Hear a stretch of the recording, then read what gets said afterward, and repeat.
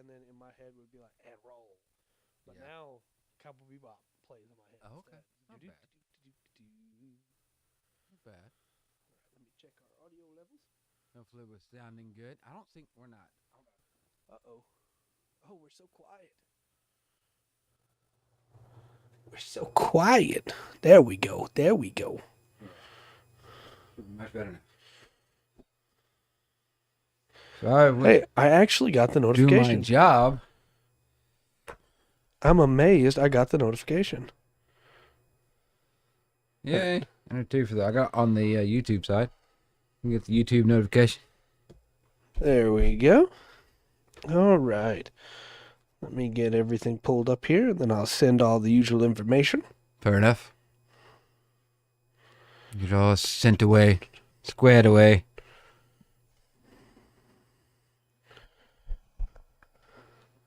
I'll do a little one of these. Okay. Sent out. There we go. Yes. All right, we're live on all platforms. Should be good. I like how it says, welcome to the show. Got the check marks there. Let us know. Okay, now I just got to do the retweet, and we're done. All right. There's the Discord. I got the Discord. Yay. Net Discord notification. There's the tweet. It let me know. It let me know. All right. Okay, there we go. Everything's set to go. Everything should be perfect now, which is great. Okay. It's what we want to see. Yeah. That's it. Okay. Set and good. So I told you that I had a pre-show topic for tonight. Yeah. So, logged in a Lotro today. Okay. Ran in the troll shells a little bit. Right. It's going to be doing some Rivendell reputation, Yeah, you know. Yeah. Found a quest chain that I didn't realize was there about killing a bunch of spiders. Yeah. Didn't pay attention to the fact that it said you should run this with the Fellowship. Oh, yeah. And so ran in there at level 41. Yeah. What's going on, Roxanne? Hey, Roxanne. And got absolutely wrecked by level 35 spiders. Yeah. I did manage it. I had to pull them individually. Anytime more than one came at me, I had to stun them immediately. Okay. And then pull out all the stops. If I didn't have Wisdom of the Council, I would have died multiple times. But Glad you're here, Dark. I did. Awesome. Welcome, Dark. I was able to pull off that quest chain. But man, level 35 enemies, normally no problem. But Fellowship gear. Wait, it was, yes. Yeah. Yeah, no, it was talking about Lord of the Rings Online. Going in an area. Yeah, no. The Fellowship gear, Ray gear and stuff. Yeah. There was a big. Okay, this is one of the things I like about the game. You get a part of a raid and you survive it. You get the end. You get to roll on it. Yeah. And then you get it. Yeah, that's really good. But there is other ways you can get stuff that's about that good. Okay. I'll do that. That's good. Yeah. Chad, I'm going to try not to cough into you tonight. I'm so sorry. Yeah. Like I said, I've got a 140 level hunter. He's my favorite character. I've played that whole thing solo. Yeah. Went through everything. I got all the reputation. I've done the whole thing solo. Yeah. There's a few things I've missed, but it can be done. Yeah. I was really having a good time. It was a very different way to play that game. And I'll talk about it more Monday because it was a cool experience of hey, I'm 6 levels above these things. Everything else in this area, I'm clearing no problem. No. That's a bad feeling, Dark. Yeah, it is. These things hurt, you know? Yeah. You notice a difference. Yeah. Those are there.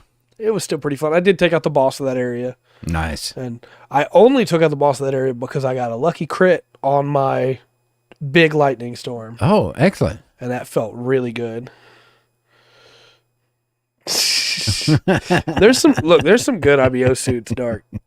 There are not very many bad IBO suits as far as I'm concerned. There are some good IBO kits. Yes. We have confirmed that there's over 2,000 different models. Yeah. So, yeah.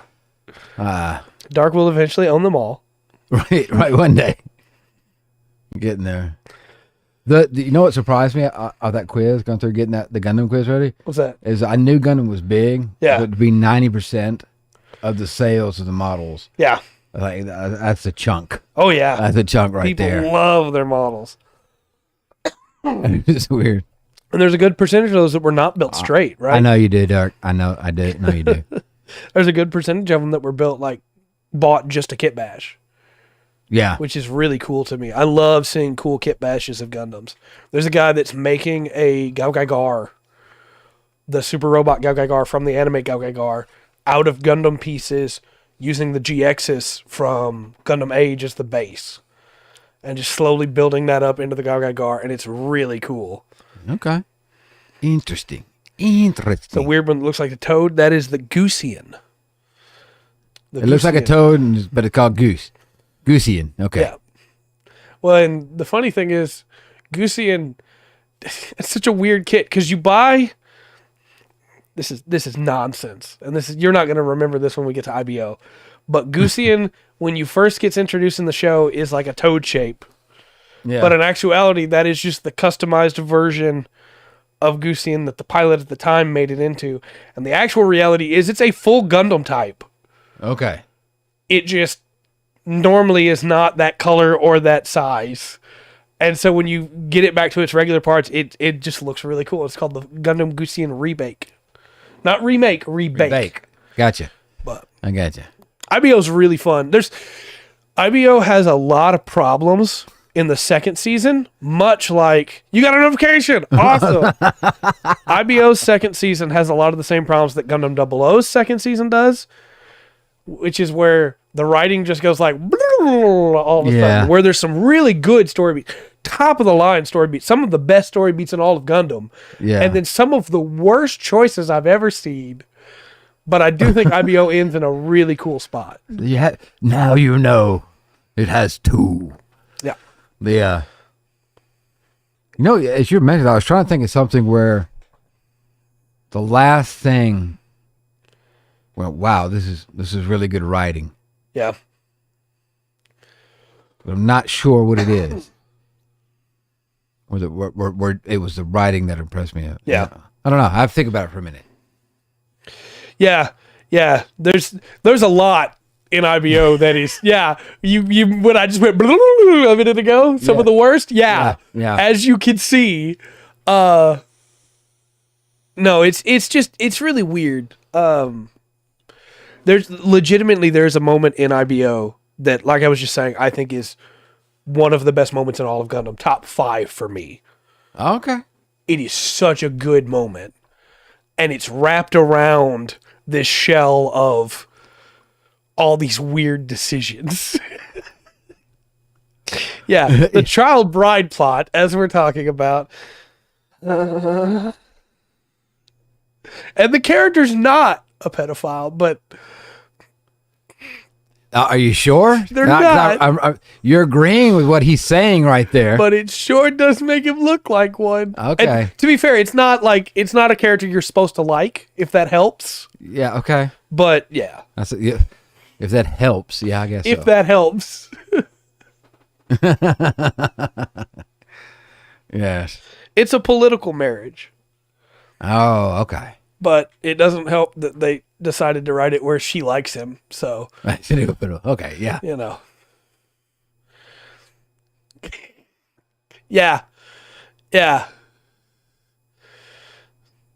Yeah, it's... Look, there's... Okay. Get a little deep into the story now. It's a lot. We're going to get there in like 2 years. We're going to get there. But we should probably start this podcast off now.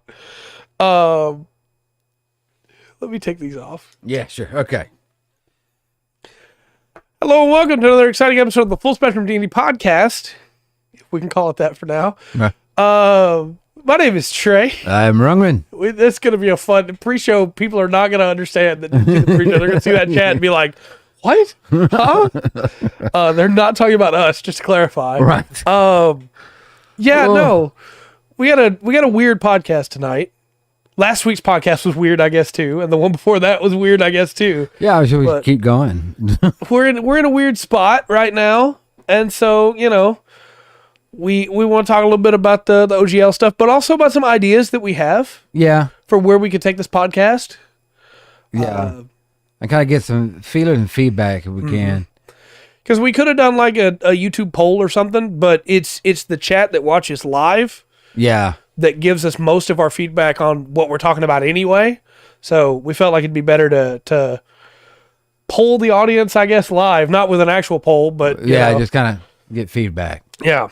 So take us Pathfinder 2E. Well, that's okay. That's the first suggestion.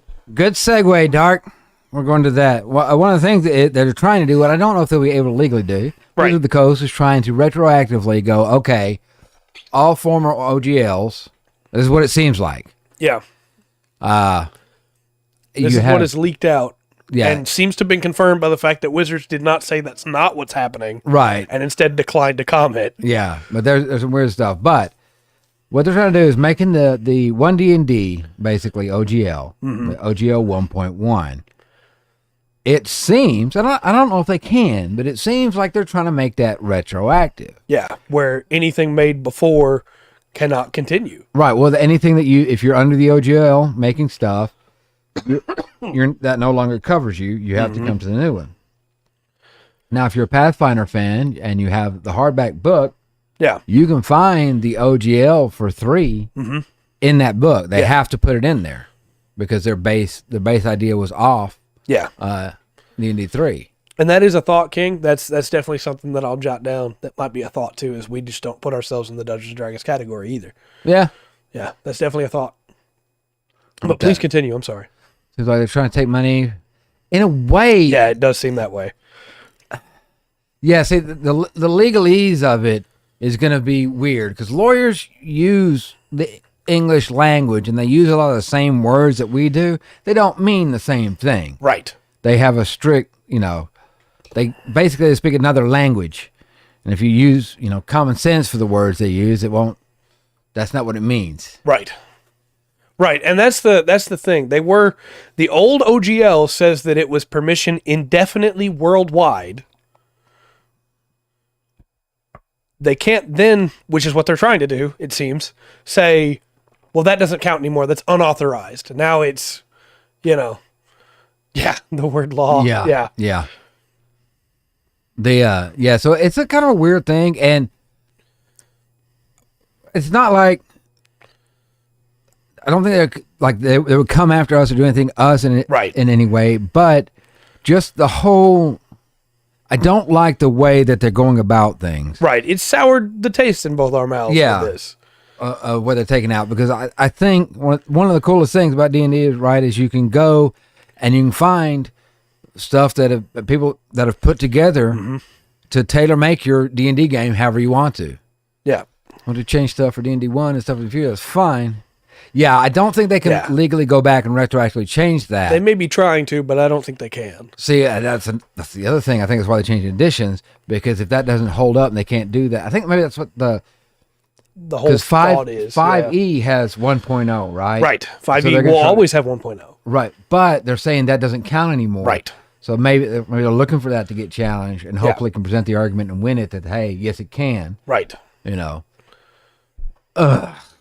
Yeah, it makes for a big mess, and it recontextualizes everything to me that they said about how this is not a new edition. Yeah. This is just the way we're moving forward, and makes it feel like they're trying to step away from editions entirely, which is what it seems like they're doing, and saying, now we have the right to control who makes money on it. Yeah. This is ours. Nobody else can do whatever they want with it, Yeah, okay. Wizard of the Coast is owned by Hasbro, and Wizard of the Coast now has D&D and D&D Beyond too. Yep. They got that going through. Welcome, Sal. Welcome.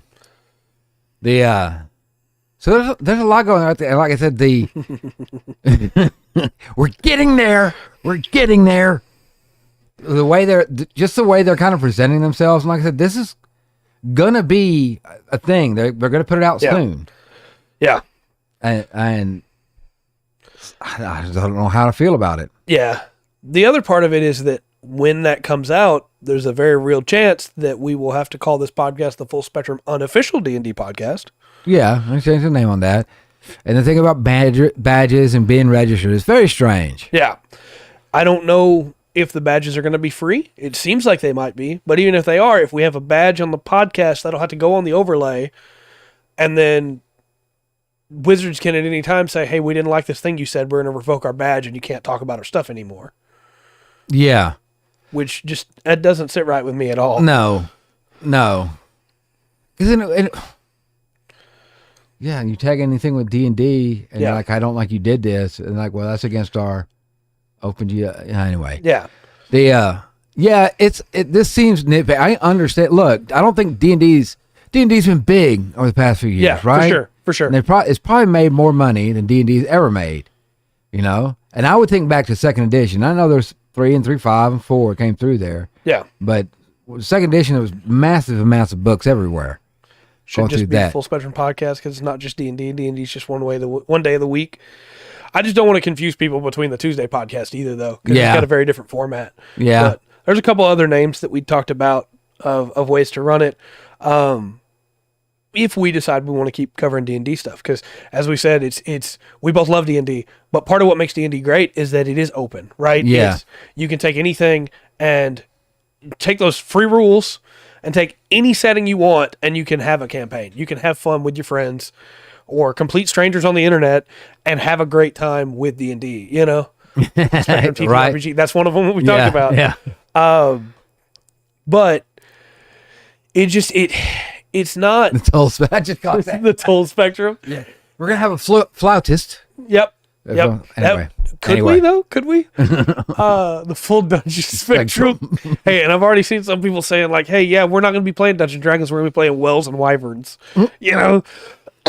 Just so they can't. Because, unfortunately, it does affect all videos. It doesn't just affect podcasts. It affects live plays, too. Well, some of the things, there's already been some effects from this. There's been Kickstarters canceled. Yeah. Do you really? I did not know that. There you go. I want to have a talk with you. Hold on. Later. But there has been Kickstarters. You know, there's been some stuff canceled on this, and I'm sure they were heading for successful. And like I said, the wording of it, of when they start not.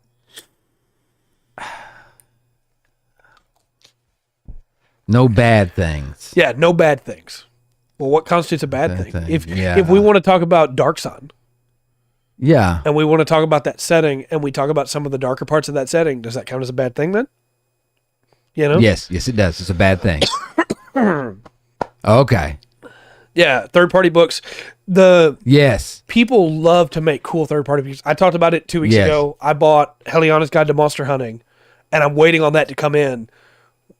According to the new OGL, we would not be able to talk about that on the podcast. Yeah. Because it was made under the old OGL. Yeah.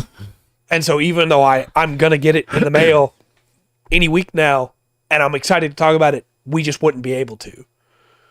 Because it's not Wizards of the Coast official material, and it wasn't made under the official new OGL stuff. Or I don't know.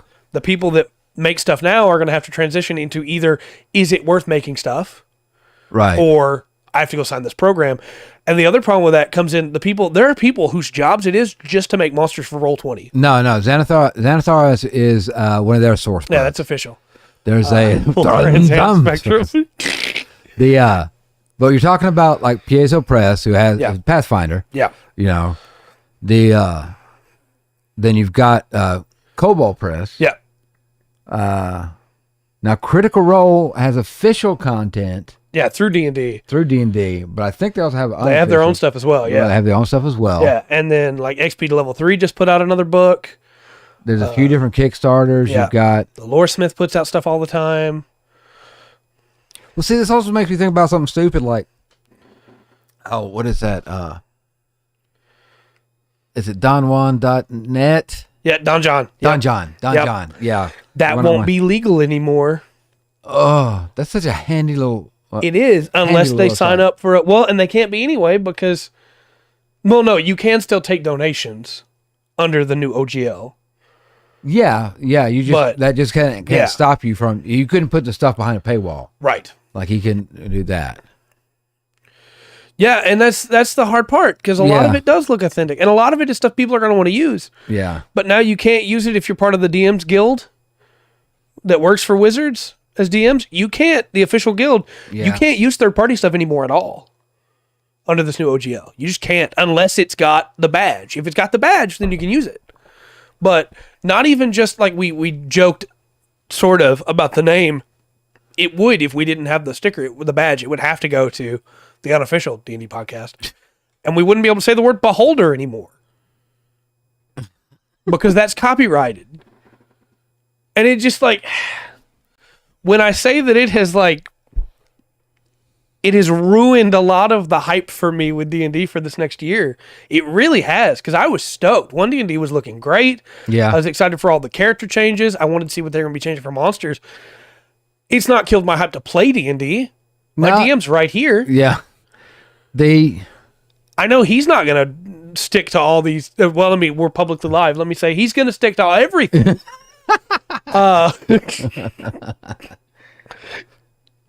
But, I know he's going to still homebrew and stuff. But it has really affected my desire to talk about D&D, I guess. Yeah. To talk about the official content, which we wouldn't even be able to talk about official content in the way that we have because of the new rules. Well, see, this is something. So I like these 2 points here from chat, because Dark points out that they've been picking up good writers and artists. Yeah, Bezo has, and Wizards of the Coast may take that personally, right, and try to take a shot at them. I think it would take it would. I wouldn't wish it on them, but I think Pathfinder has enough gaming experience with what they've done with it that maybe they could have their own system. I think so. Pathfinder 2.0 is basically that. Yeah, okay. Or this is our system now. It's not based off that. Do that. And yeah, there's a lot of copyrighted monsters in D&D. Yeah. They've got a few of them. But some of them are not. And there's a lot of them they can't copyright. Yeah, like Tiamat, even though they tried 3 years ago. Yeah. Ha ha ha, sorry. No. What? I'm bitter. I'm sorry. I'm a little bitter. Well, one thing about 5e that going back look at it kind of makes a little more sense to me going forward. One thing 5e is missing from, like I said, I missed a couple editions. I played back in 2nd edition. There was a lot of stuff that was taken from like myths and folklore from all over the world. Absolutely. And yes, this monster, you may have stats on it, but this monster is an actual folklore monster. Right. Over here, he's the boogeyman and over here or something like that. And that got me into a lot of that stuff. And the copyrighted monsters, the D&D monsters are the bulk of that. Right. They are. They are. And that I don't see as many of those.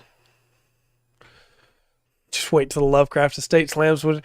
And that's another thing to bring up too, which is that the Great Old One is just Cthulhu. Yeah. And Wizards of the Coast has not yet tried to copyright the Great Old One. No. But at some point they're gonna. But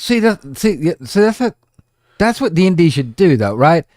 And a little bit off point. Okay, the Great Old One. Yeah. Okay, if you have somebody, it's like, hey, what is that? You go, oh, okay, this is what they took that from, and you could tell them about H.P. Lovecraft. Exactly. That's what D&D should do. That's what D&D always used to be. Like Chemosh was the name. That's the god of death. Well, that's the actual real god of death somewhere. Yeah. And you can go, Also, Dark points out that the combat and everything in Pathfinder 2nd edition is Paizo, but a lot of the items and monsters are from D&D. I actually think it's a really easy thing to fix, because all you need then is to hire some of these people making their own books. Yeah. To let them use their monsters. She did point out that that's what they've been picking up the past couple years. Yeah. Maybe they were smelling blood in the water. Maybe. And we're like, we're gonna. Yeah, Wizards of the Coast also has the fish people from. They might as well be the people from Innsmouth that can't be immune to CR. Yeah. Critical Role is. We haven't got a response from them yet, but I assume that they are having talks, much like the talks that Rundgren and I have been having. Just on a much more serious level. Right, on a much more serious level. Yeah. So yeah, and start name changing as well. Yeah. But you mentioned something interesting a minute ago that I want to circle back to, which is the mythology. Yeah. Because that was one of the things we wanted to get people's opinions here. One of the things we talked about moving this podcast to was a history mythology style podcast where you could take the stuff from what we talk about and use it in your campaigns. So there's also another issue. What about the planes? They could pivot that so quickly, though, to just new names for the planes. Oh, okay. Instead of the elemental plane of fire, this is the elemental plane of heat, Or this is the plane of heat. Doesn't change copyright. Oh, yeah. Immune to copyright, yeah. Yeah. Yeah, there's a bunch of... there's a bunch of little rabbit holes to go down like that. Yeah. Hey, there's a point there. Are they going to... Because that's the way the planes are laid out, is the way that TSR did it. It's not Wizard of the Coast. Right, because they own that. Yeah. It's very strange. But we talked about retooling in that direction and trying to find things that people could use in their campaigns. We talked about retooling into, hey, we're going to take the stuff that's free on D&D Beyond, the stuff that they have released for free that is not bound by this new OGL. Yeah. And we're going to, because it's available for free and thus it's not available for money, which means it cannot apply the same way. We can't sell it. Right. But. And try to, spend some time with that and show how much you can take just that core premise and expand upon it from the free stuff to be able to do some really crazy stuff. But we have a good number of little ideas that with time could probably become a full show. Yeah. But it's really just those two that could take over the Full Spectrum D&D podcast moving forward. Because I don't think either one of us expect the changes they're wanting to do to be repealed at this point. Yeah, I don't think so. It would be nice, but I really don't like the idea of, hey, we have to get a badge, and then at any time they can just say, you don't get to talk about our stuff anymore. Yes. Yes, it's better than immune to poison. That's right. I don't think anybody has that. Immune to copyright is incredible. Yeah. Sherlock Holmes is now immune to copyright. Yeah, that's true. That's true. He's got it. Warhammer podcast. I think there are a couple people that would be a little disappointed with that. But yeah, I don't know. You have to, because Games Workshop's got an OGL. Yeah, but Games Workshop is you can cover anything as long as you don't outright lie about the lore, basically. Okay. They're not going to shut you down, but they will blacklist you. You can't have it. Yeah. It's one thing if you get something wrong. They make it very clear in their OGL. If you get something wrong, that's fine. But you can't. They also don't want you 3D printing stuff, and people do that all the time. Well, They don't do anything about that. So, AC. What AC? Armor Core. Armor Core? Oh! I mean, And there were a bunch of different topics that we talked about maybe turning the podcast to. Henry Cavill, look, that would be, if you don't mind. Yeah, that'd be great. Yeah. We'd even talked about doing the Gundam section on Tuesdays as the podcast, but it would just be us talking about the episodes that we watched. So it wouldn't be quite the same. Yeah. It would basically just be the 30 minutes that we do on the podcast already stretched out into an hour. I don't know if that would necessarily be I don't know if that necessarily would make for a good show, Because 3D printing, yeah. Yeah. Yeah. Yeah. For sure. But maybe that's something that we could revisit once you've caught up on Gundam. Mm-hmm. And we just have a bunch of different topics we could talk about with Gundam. Yeah. But right now, I don't think we could take every week and have an interesting discussion on First Gundam, Zeta Gundam, and the bits of Zeta Gundam you've seen. Yeah. Or Double Zeta Gundam. Yeah. Until then. Yeah. But that is something we'd like to revisit. Yeah, we're not doing that till after Charge counterattack. Careful, they will believe you. But crazier stuff is happening. Someone 20K subs. Yeah, that's a good point. That would be nice. That'd be cool. That's a good point. Look, the offer is always open for Henry Cavill to come on the podcast. Yes. That is always open. Talk Warcraft. You and Trey just go for it. Yeah, that's my thought more is if we were going to change it to a Gundam podcast, we do it after Rundgren's seen a couple more shows. And then we could retool that way because then we'll have interesting things to talk about of hey, we want to cover this topic in Gundam, Honestly, that's not a bad idea either. Not a bad idea either. But for now, what direction are we going to take this podcast? Is basically the standstill that we're at. We talked about it. I've been here for like an hour and a half, almost 2 hours, and we talked about it basically leading up to the podcast. They're not on Spotify yet, but I did look into that this last week because apparently you no longer have to upload an RSS feed specifically to be able to do it. You can use Stitcher. So I'm going to look into that. Okay. And see if I can get them on Spotify. But nice. Okay. That'll work. But we discussed it for a while, and ultimately we couldn't come to a decision on our own about what direction we wanted to take the podcast. Yeah. If we spent another 3 or 4 hours, we probably could, but we wanted to see how all of you feel because, iTunes and SoundCloud as well, because I know that this is a podcast that we normally have a lot of chat interaction with. Yes. Know? Yeah. And I really like y'all. You should know that by now. And we're gonna be on here on a Thursday night for an hour. Yeah, talking about something. Yeah, it's just how directed towards. Yeah, I think that is definitely one of the ideas. Yeah, that was one of the 3 big ideas. Yeah, well, going through, and maybe I got some old books. Yeah, I can talk about Mouse Guard. Yeah. There is a Warhammer 40K TTRPG setting. Okay. There Shadowrun is Lancer, which is about mechs. Mm-hmm. There is a new one about Tokusatsu that's supposed to be coming out, Yeah. Even then, Roxanne. Even then. Yes. Even then. But I would like... I do like the idea of taking the free rules of... taking the free rules, looking at those and go, okay, like here's different mythologies and stuff. Yeah. And looking at ways to flavor a campaign. Yeah, so I like both of those quite a bit still. Yeah. But just heck with it. You find a mythology, I'll find a mythology somewhere. Yeah. And then here's what you could do with that. And honestly, that could be part of a TTRPG podcast because you could use them to ads. Because you could look, I haven't spent that much. I have not spent that much. There is a Cyberpunk one. Yeah, there is. That's true. Yeah, there is a Cyberpunk TTRPG. There's Cyberpunk and there's Shadowrun. Welcome back. Shadowrun has magic. Cyberpunk doesn't. And that would be probably the easiest direction to turn the podcast to. Yeah. Is instead of it's the Dungeons and Dragons podcast, it's just that's true. It's just the general tabletop RPG. Podcast. Yeah. Because then we can still talk D&D stuff without having to become part of their program. Right. And we won't be able to cover the books the way we used to, but it'll be a lot more. There's those emotes. It'll be a lot more of just from a macro point covering D&D as well. Yeah. And in my opinion, that would also still let us criticize what I think are missteps the company is taking. Like this new OG. Yeah. Without having to worry about not being able to use our name anymore. Yeah.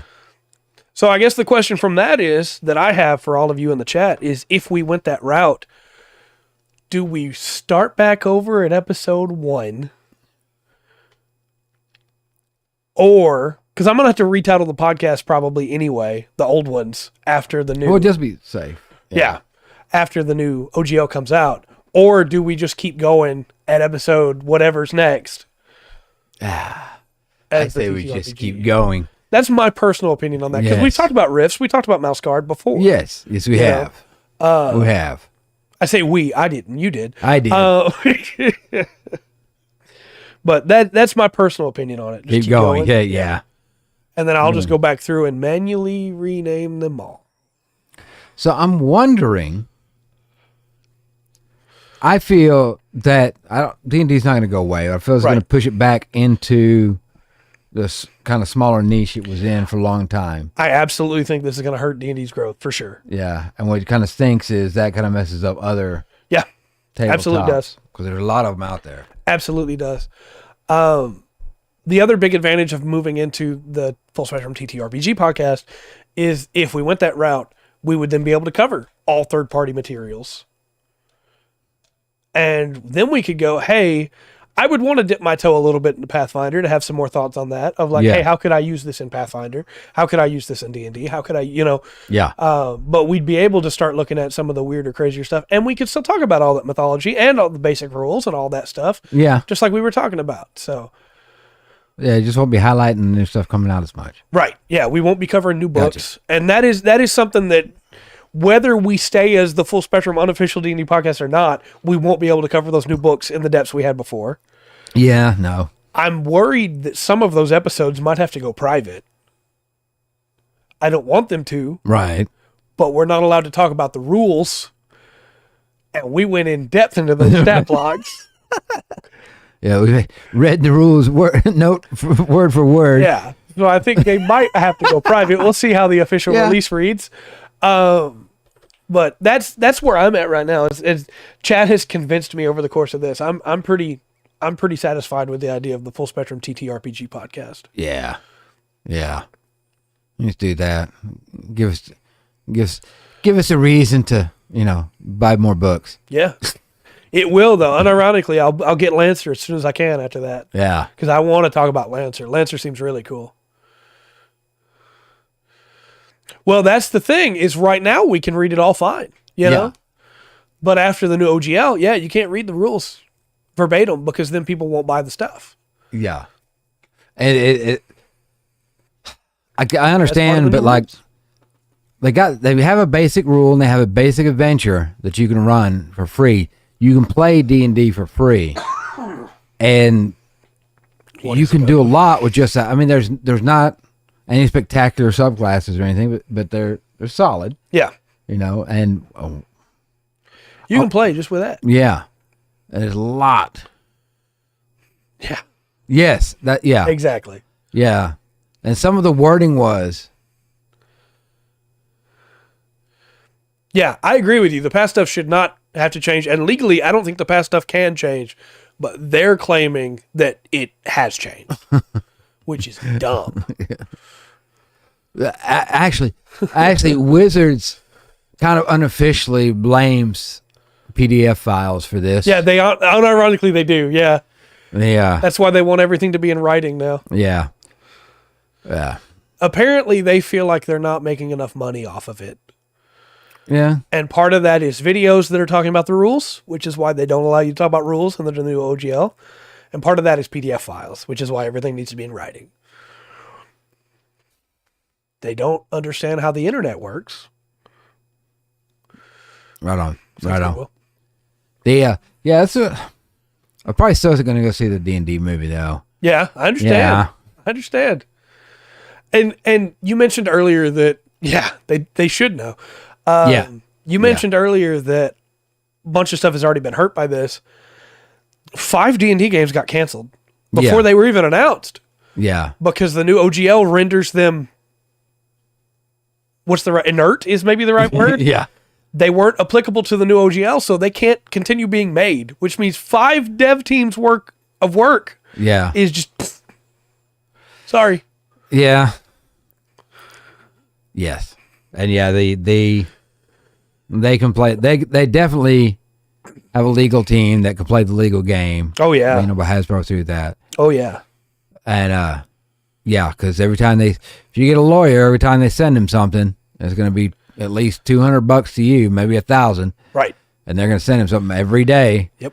And your lawyer, whoever that is, for responding, is going to charge you to respond to their inquiry or whatever they've got. All they need to do is stall you out. Yeah. So, the future of the Full Spectrum TTRPG podcast, I'm going to get used to saying that. Okay. Is going to keep going. We're not going to stop. We're still going to talk about D&D. I bet they try to copyright TTRPG. I bet they try. Good luck. Good luck. Yeah, that's the thing. Nobody else has anywhere close to the same amount as that juggernaut. Right. That is Hasbro. Yeah. And I'm sure their teams, I have stuff ready to go. Yeah. So as soon as somebody gets something together, they're going to be inundated with motions. Yeah. Well, and they have in their stuff that, hey, they'll let you know before they change anything else. And that if people don't like it, they can change it. They'll give you a 30-day notice that they're going to change it. Yeah. But they don't tell you where they're going to notify you. No, they'll tell you where you're going to notify you, and they can shut you down for any reason. If you're using the D&D stuff, they can. It says for any reason or no reason. Yeah, or no reason. No reason at all. Just they don't like you. Guess what? You're done. And yeah, dude, it'd be that kind of big money. Yeah, Microsoft and Disney would just flatten Hasbro with the amount of money they got backed up. But you'd need something like that. Some people might say we're overreacting, right? That our podcast doesn't make enough money for it to matter, but it does make pennies. And that means it does matter. Well, look, it's not that maybe it'll affect us too much. It does give them an open door if they wanted to for some reason. But it's also like just the way you're attacking the community. I don't like it. The community, It's just, it seems. I don't like the way you treat the community. I don't want to have to be looking over my shoulder all the time. Yeah. I don't like it as a whole, and it has soured. Yeah, you could always me, Yeah. Yeah. Exactly. It won't matter. And like I said, I already have to go back and change a bunch of stuff on the back end just to be safe. Yeah. Because they might go, hey, this is a podcast series where they just break down all the rules for Mordecaians. Yeah. Yeah, whole series. Yes. Everything out there. Yeah. Thankfully, we didn't show a bunch of pictures during that. Yeah, no joke. No joke. Because all those are copyrighted now. You can't show any pictures. Yeah. Yeah, and that's the other thing is that it may not be a problem today, even though it is a problem today, but it could become a problem in the future. And so it's easier to just head it off now. Yeah. Than to have to worry about it later. I also maybe it's just me. I buck at the idea of you can tell me what I can and can't say. Yeah. I don't like that. Yeah. I understand when I sign the Twitter terms of agreements that if I say something Twitter doesn't like, they can take me off the platform. Right. I chose to interact with Twitter anyway. I didn't choose for you to decide I can't say anything, Wizards. I don't like that. That was part of the agreement when we started. Right. So. They can change it anytime. And there's always been issues with, how to put it all together, EULAs and user license agreements. Yeah. And yet there's people going to take that route, no doubt. Yeah. They're going to find a way to get it if they want it. Oh yeah, I'm sure. It just it boggles my mind because we weren't a big fish in this pond at all, right? Right. But every time a new book came out, we bought it to cover it. Every time, whether we liked the book or not, we bought it, right? And so, yeah, pretty much. And so now I have no reason to buy new books unless we're going to be talking about them. And even then, yo ho, yo ho. Yeah. Yeah. And I hate to say it that way, but I don't know. It's a weird thing. I think, and one, it's such it's like, yeah, definitely D&D is owned by Wizards of the Coast. Yeah. By Hasbro, you can tell. I think that is we're trying to scrape up some more capital to get it in, and yeah, I think there's ways they could have done that. It's just this feels wrong. Yeah, I agree.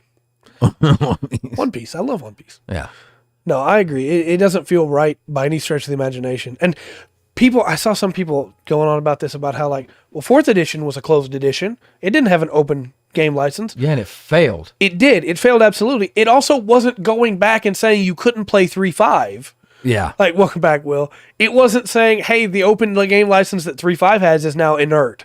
You can't use it anymore. It's not authorized. 4th edition was just its own thing that sucked, sure, but it was its own thing. It wasn't attacking previous editions. Yeah. I think that's what they're mad about. Yeah. Because 4th edition was trash, and the OGL, the Pathfinder, got huge. Yeah. While it did nothing. Right. Until they put out 5th edition. But 5th edition is boomed. There was no reason to make this other than we don't feel like we're making enough money to make this choice. Yeah. Like I said, it's a money grab. Yeah. It is. It's about the immediate fast returns. And like we said earlier, it will, in my opinion, set back D&D. Right. And especially if the big names turn to Pathfinder instead. Yeah. Like if Critical Role goes to Pathfinder, D&D just got set back a whole bunch. Well, yeah. Well, that, like I said, Critical Role's got the chops. They can make their own system. They make their own little system. They change the roles, how you do them. Yeah. Yeah. It might. Money or power. It might. I don't think D&D will ever really die because at its core, D&D is an idea. Yeah. It might be on life support for sure. Yeah. But I think it's down. you got a set of dice, you can play D&D. You know? You can make up your own rules at the table to offset other things. Right. And I guess that's true for any TTRPG. But I think of stuff like Honey Heist, that's a single page of rules. Yeah. And only uses D6s. Anybody can play that. You know? Well, it's like other systems.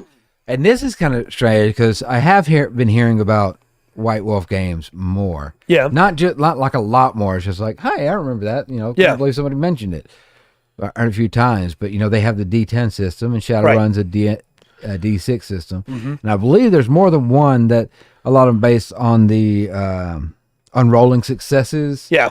Successes and failures. Successes and failures on the die. Critical success. 40K does that. Yeah. 40K does that, right? On the 60 credit. I have 3 successes, and that means I get to do this. Yeah. Mouse Guard does as well. Yeah. There's a few other things. Yeah, it's going to lose a lot of traction. D&D was the big one.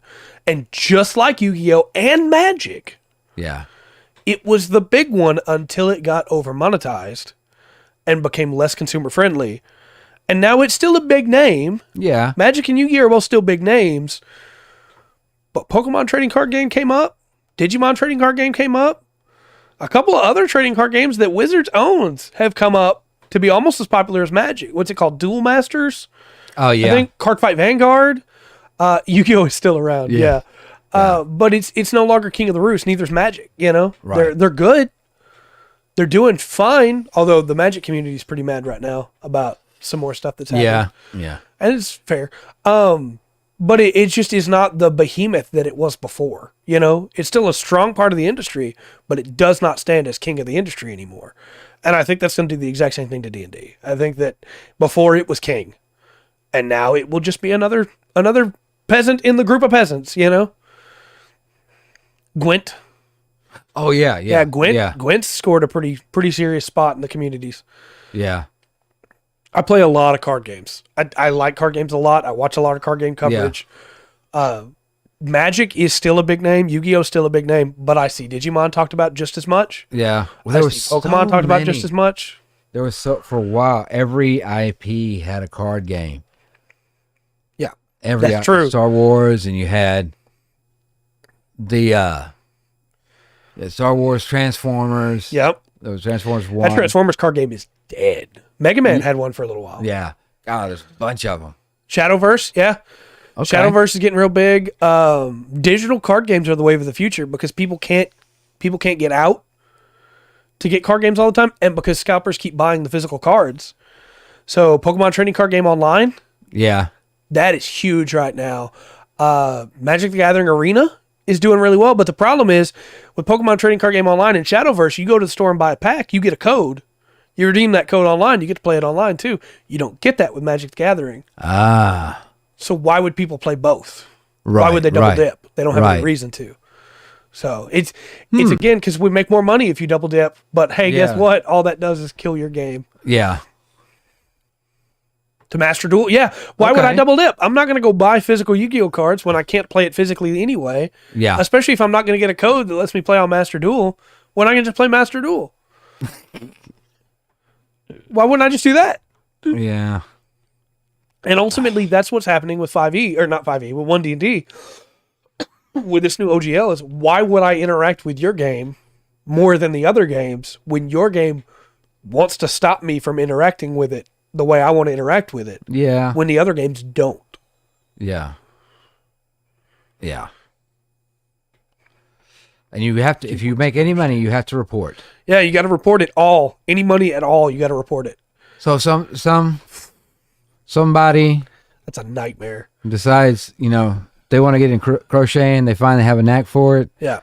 and they crochet little dragons and stuff, they'd have to report that. If they're inspired by D&D, they'd have to report that. In I already have to, like, such a pain reporting on my taxes when it comes to YouTube stuff. I do not want to have to report anything. I understand. I've started playing the Digimon trading card game. It's really good. I like it. Interesting.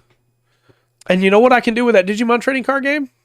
I can take those cards and I can put some Pokemon cards in there and play against somebody at a table. And as long as they agree to it, nobody cares. But after this new OGL drops, this is how I'm segueing it all back in together. Okay. I can go sit down at a game shop, say we're going to play one D&D, and I got to stick to it. I can't add to it because then it becomes fan content. I'm wondering how big, because as far as players go and what they're playing, this seems to like, I wonder if it's going to affect Arena. Not the Arena. What is it? The Guild. Now, will you play official D&D stuff? Well, I guess you wouldn't use third-party stuff in that anyway. Right, you wouldn't. But what about homebrew? That's fan content. Yeah.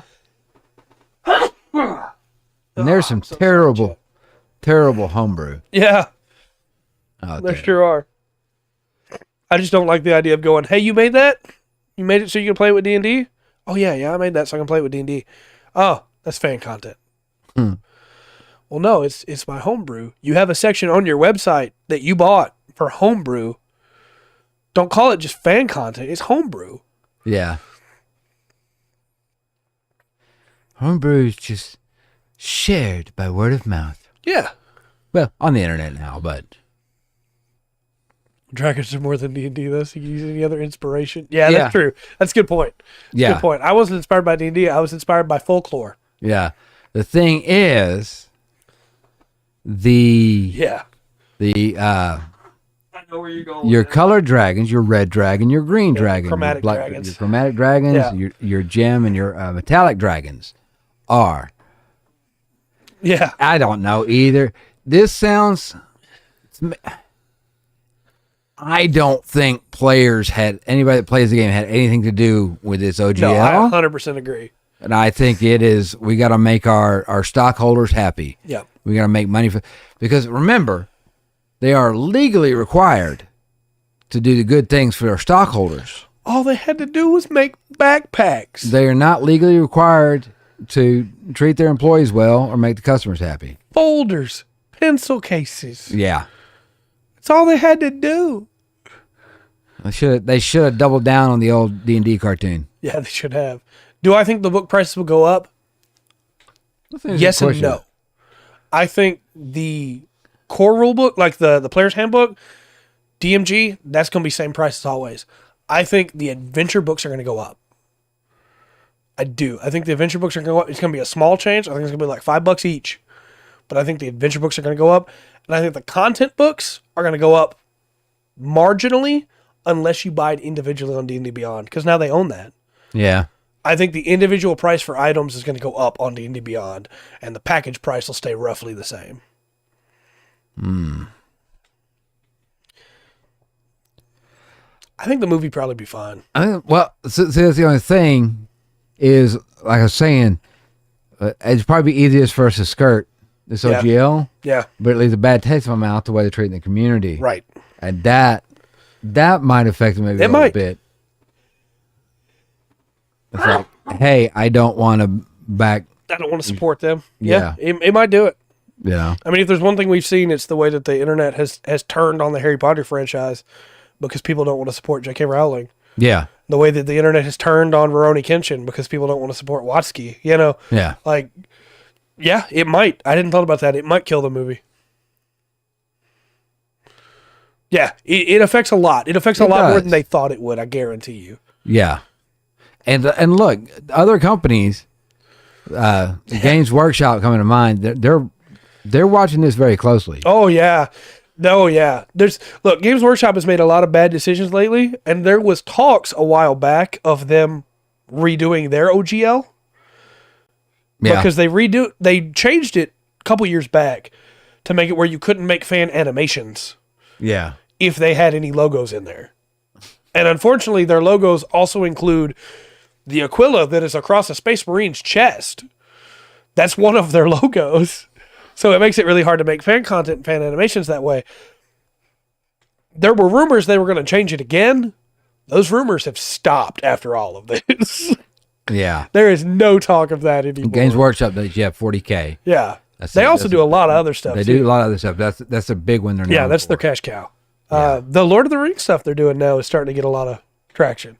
Yeah. Battle for Middle Earth. I'm gonna write a Sherlock Holmes RPG. That's what. Yeah.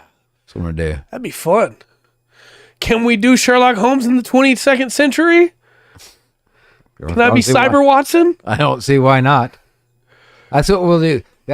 We'll start. We're gonna get all the Sherlock Holmes stories, and we can do the whole. We'll just start adapting them. Yeah, into D&D adventures. Yeah. Yeah. That's where we go. Do that. Yep. No, if you've never seen the Sherlock Holmes of the 22nd century opening theme, you need to. No, that would still be copyrighted, so we can't do that. Yeah, that's true. The 24th and 23rd and a half. No, that's copyrighted. Yeah, 24th century. There we go. There we go. Or that's Buck Rogers. We have to go to. We just keep moving forward. Eventually, we'll get to 40K and have to move past that too. Yeah, right. Right. I wish. As an Inquisitor. I wish. But no, I appreciate all of you being willing to just move forward with us with this. And I appreciate that all of you seem to share our frustrations with the way all this has been handled. Yeah, and your input as well. Yeah. Very much appreciated. Yeah. Change is never something that is easy, especially when like, hey, this is what we've been doing for a long time. But we're really not changing that much. Yeah, it's just like, it's the whole... I think I just want to get on here and gripe tonight. Watson's an ogre. Great. Where's Cleopatra 2525? Oh. That's an idea. Ooh. That's an idea. Am I supposed to get on work on that, Will? Is on Dark's idea through the... No, gosh. But I guess then we'll plan next week will be the first episode of the TTRPG. Yeah. Just moving forward with the same numbers. Yeah. What are we talking about next week? We want to talk about some mythology, give ideas. Wait, look. We want to talk about what you can do in the basic rules. I don't know. I might want to take a look at the TTRPG landscape. That's true. All the titles that are out there. A good overview might be a good idea. Yes, you are supposed to get on that idea right now. Yeah, I think a quick overview. I love old TV shows. Talk influencers. Yeah, I'll pull up a grand list of them, of all the big ones right now, and we can give an overview. I'll do a little bit of research. I know you'll do a little bit of research, and we'll see how we feel about each one, and see how all of you feel about them. See if there's something that you'd like us to look into a little bit more. Yeah, we'll go alphabetically through each country in the world, and we use the basic rules and see if we can fit in any mythology and folklore. I'm down for that. It'd be tough because some are kind of areas, there's different countries in the area. Yeah. But do we add Agartha into that? What do we? I don't know. Agartha is his own myth. That's a whole setting in and of itself. Wait, what do we start with? Albania? I guess so. Yeah. Yeah, because that's before Algeria. Right. Okay. Yeah. That's not next week, Will. Excellent. If copyright rule didn't exist the way that it did, we would watch Star Wars Counterattack live. That got me. We would watch Star Wars Counterattack live with all of you. If copyright laws were different, we would watch that with all of you. Yeah. But we cannot, unfortunately. I'm so sorry. Angel John have a fight against Demon Garfield. That's not copyright free yet. But that's a great idea. We need to write that down and pitch it to somebody. Yeah, King. Unfortunately, D&D lore videos are going to be really hard to sell now because that's stuff that they sell in books. Oh, yeah. So it'd be really difficult for people to go like, hey, let me tell you the lore of Kargakul when that's its own story it's in an adventure book. They can't just do that now, which sucks. It's weird because there's some really good lore stories. Yeah. D&D lore. Now you've made me even sadder after everything we've talked about between y'all two pointing that out because there's some really good lore videos. Oh, yeah. I don't know. Those people are either going to have to stop or they're just going to skirt under the radar. Yeah. Interesting. I hate this. Yeah. Well, and that's the thing is the OGL for Games Workshop lets people make as many lore videos as they want. People like Luton, Yeah. they got special permissions anyway. They can use logos and stuff, no problem. I can't laugh at you. I can't even laugh at Thank you. you. Isn't that what you wanted to hear? Right. Unfortunately, the new OGL for Wizards of the Coast does not allow for special permissions. You have to be part of their program. Yeah, they got different tiers. Yeah, You got different tiers to sign out. And like to get on that top tier, you got to be making some money. Yeah. Pretty much. I'm running out. I don't know that I could have said it better. I remember TSR. I remember picking up a D&D book and the TSR was not on it. Yeah. It was like, what's going on? Yeah. And then Wizard having it. And yeah, I don't know. We didn't realize that was the beginning of the end. All right. See you later. We should probably go soon too. Yeah, we'll get off here. Oh, Hydrate. I had it pulled up here so I noticed too. And a posture check.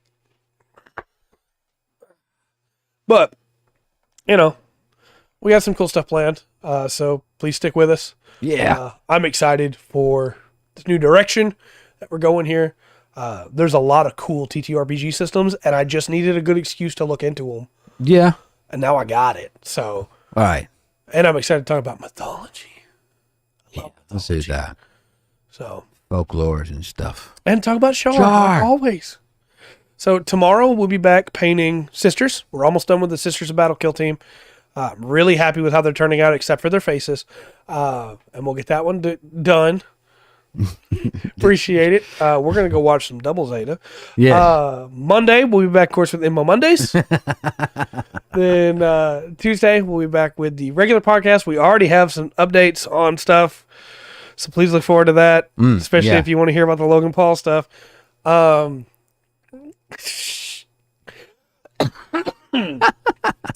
I need to watch more Witch of Mercury. Yeah. And then next Wednesday, of course, Rundgren will tackle whatever assignment he's given on Tuesday. Yes. And next Thursday, we'll continue with the Full Spectrum TTRPG podcast. Yes. Until next time, thanks again so much, everybody. I've been Trey. I've been Rundgren. And we've been the Full Spectrum TTRPG podcast. Oh, man. Remember to always enjoy the full spectrum that TTRPGs have to offer.